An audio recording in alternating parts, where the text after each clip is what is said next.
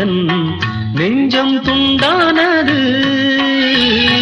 காணாத அன்பை நான் இன்று கண்டேன், காயங்கள் எல்லாம் பூவாக. காமங்கள் ஒன்றே என் காதல் அல்ல, கண்டேனே உன்னை தாயாக.